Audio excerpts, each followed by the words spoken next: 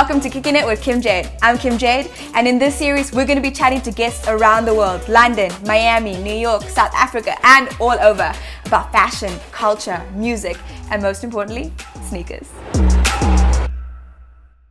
Beautiful people, welcome to Kickin' It with Kim Jayde. Today I'm joined by a very beautiful, very talented guest who's all the way in Miami in the USA. Fancy.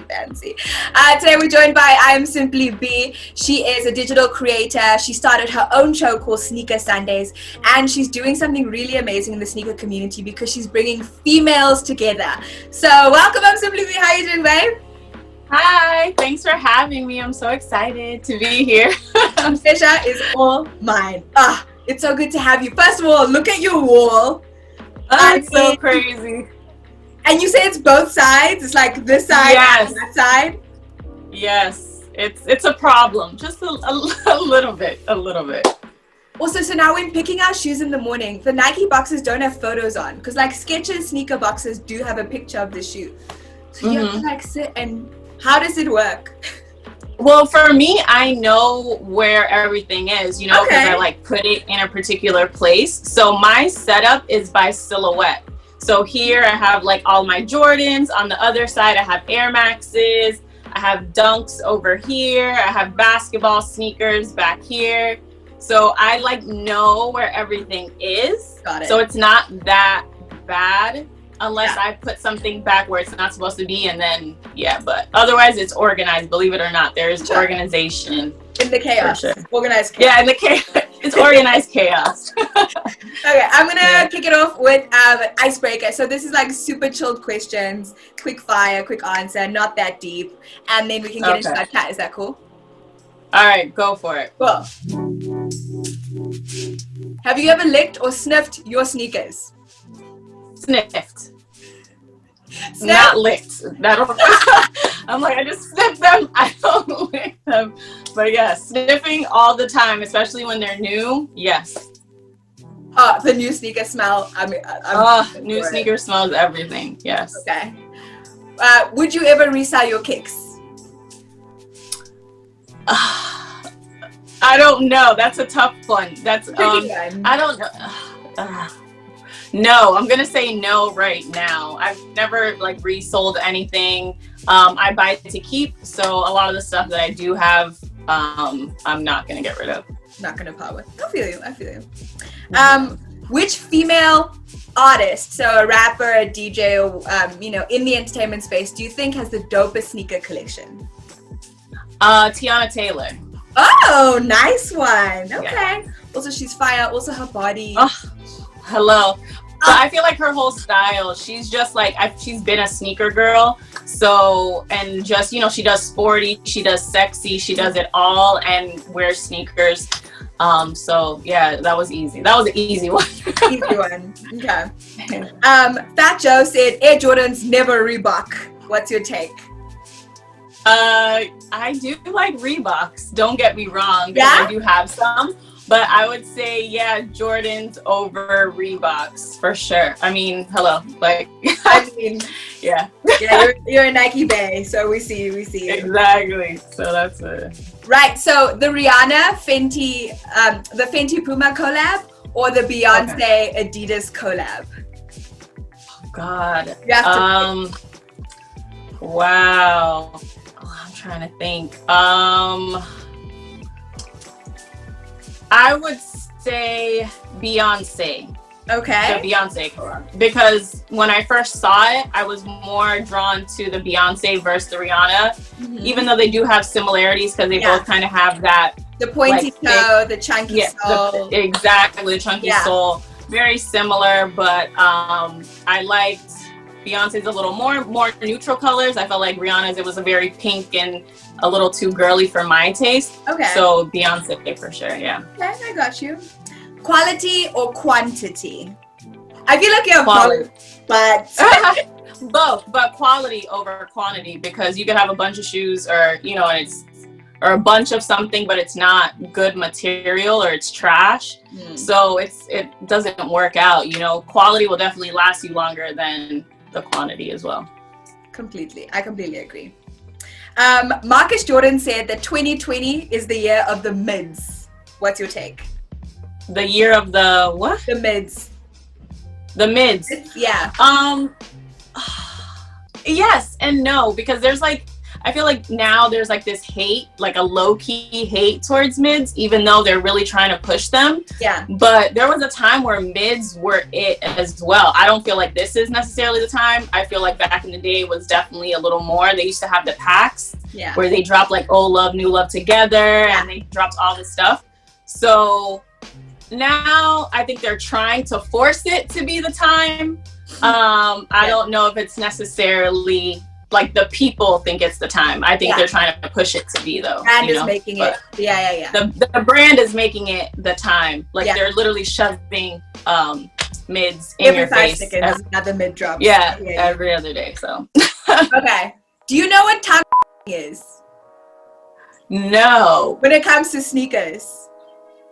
No, I've never heard this term. Really? Okay, so I've been doing gang research. I'm like, if I'm gonna do a sneaker show, I need to know the terms.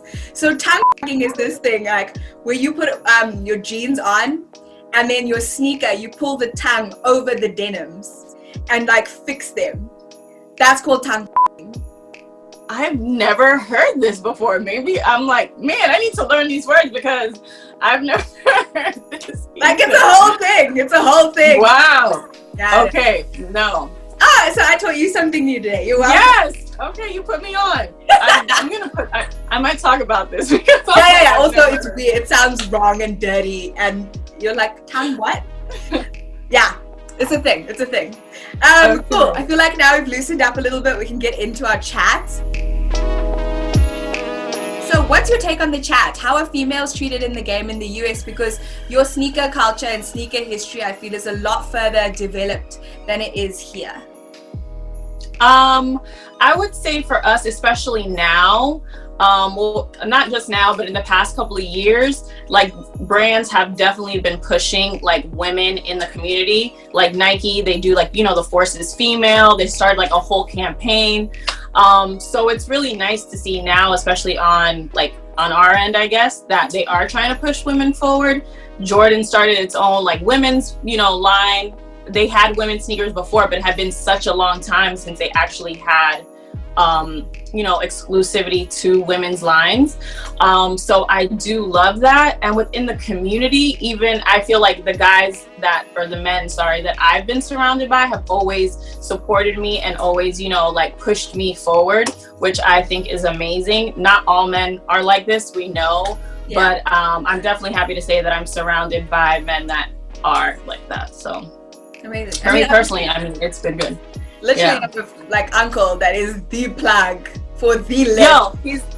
But not even that. Like I'll go with him to places, and they'll, people kind of try to downplay me because of him, right? They're like, oh, well, because she's your niece, that's why she has these shoes. Oh, so they don't give you the credit you deserve because of your family. You have like famous family in the sneaker community. Yeah, and then he's like.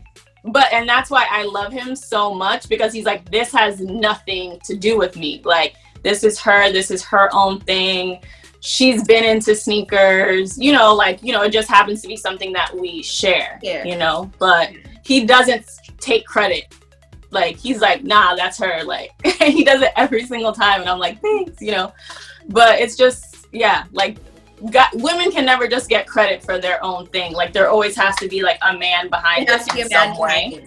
That was the major chat here. It was like very controversial because what they did was Yom Zanzi had a sneaker battle, and the top two ended up being a man versus a woman, which I was all here for. I was like, yes, for the females in the game, because there's not a lot of female sneaker heads in the community. So when it was a man versus a woman, I was like, this is amazing. But the second they posted it was a man versus a woman, the chat became, who is she to get sneakers? Who has been her blesser?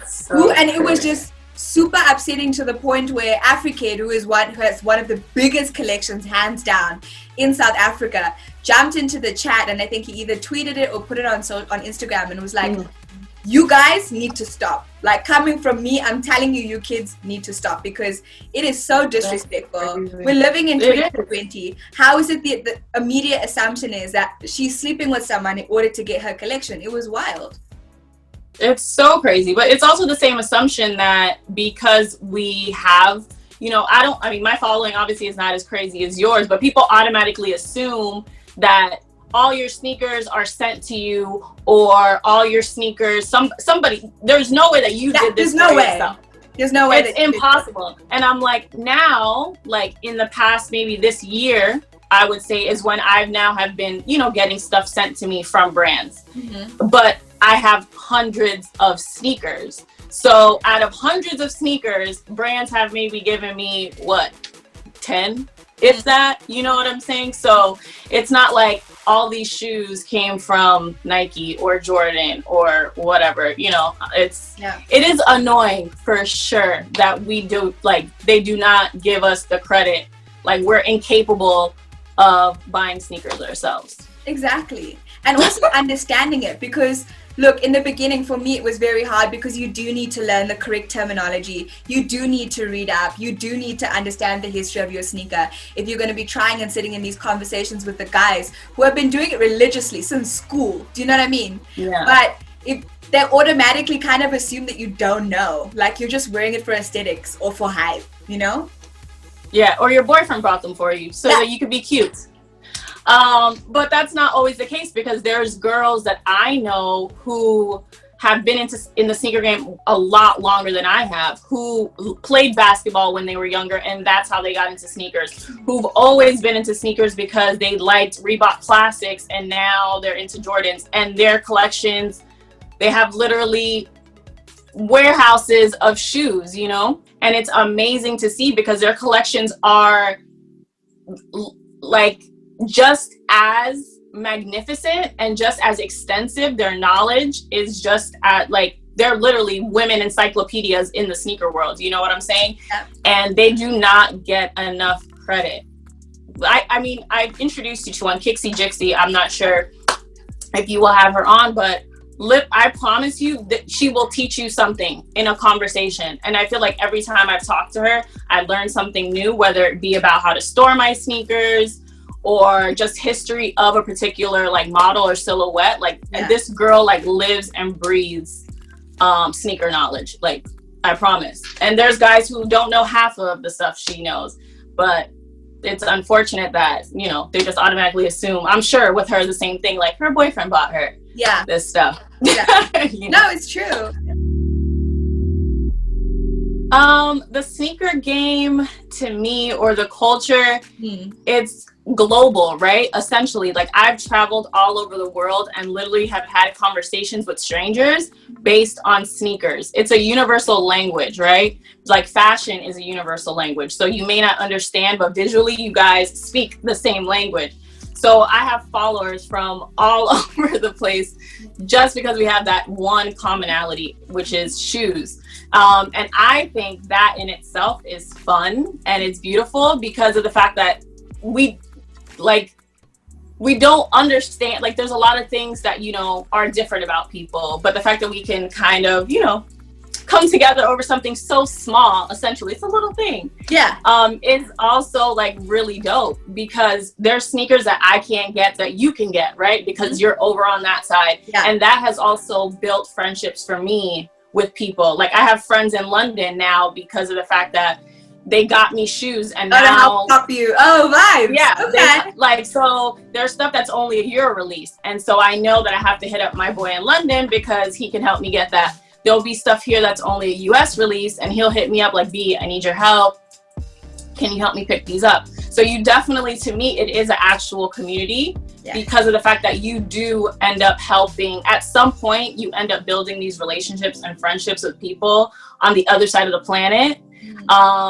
And they become like family. So it's really dope. Like, that part, to me, the community part is what's really, I don't think people understand that much, that it really is a community and it really is a family. So you can almost compare it to music. You know how music surpasses race, religion, borders. You know, it doesn't matter who you are. If you're a real fan of this specific artist, of this specific genre, no matter where in the world you go, it's like you can connect with a complete stranger, you know. Yeah, that's what the sneaker culture is to me as well. To me, and social media playing this incredible role in connecting all of us. For sure. We never did before. I mean, I don't know if in DJ Clark Kent's days he could connect. I mean, obviously because he traveled the world and toured the world, he could.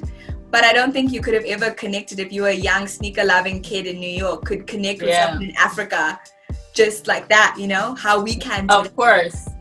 No, it's completely different. But there were still those friendships kind of that were built locally, right? Because now it's a little different, because back then you would stand in line for sneakers, right? And now everything's online. So it was still that community vibe, because you were making friends with the people in line, right? You would always see the same people at the sneaker events, or you would always see so you end up building kind of your crew of friends nonetheless around sneakers. Like, oh, hey, like this time you're in front, this time I'm here, like, you know. So I mean, there's still like that sense of, you know, community. But I don't even know. I mean, it definitely is amazing now that you're able to meet these people, like you said, on the other side of the world, because I think without social media, a lot of this wouldn't even be happening, for sure. I completely agree. If your house was on fire and you could only save one pair, what would it be? And can you show us? I know it's like choosing from your children, like you can't choose a child to save. But if you could, push comes to shove, gun to your head, you had to. Or you can maybe show me 3. Let's go 3 pairs. Okay, 3. I'm like 3. I'm like, that's better. That's better. Okay. Okay. So I would go with okay. So I have So I would go with, it's not these. I have so many. It's like So I would go with my undefeated no-liners.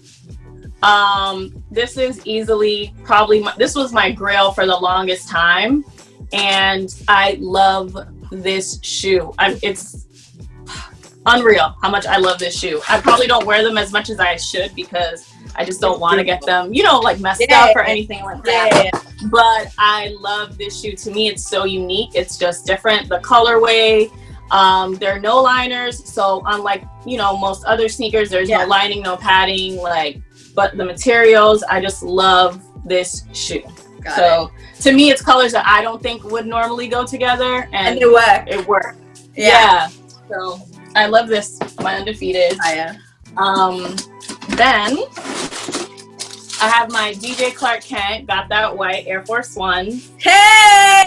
Yes. Those are wild! So it's one of 100. There's 100 pairs. Casual, 100. What are you doing? What are you saying?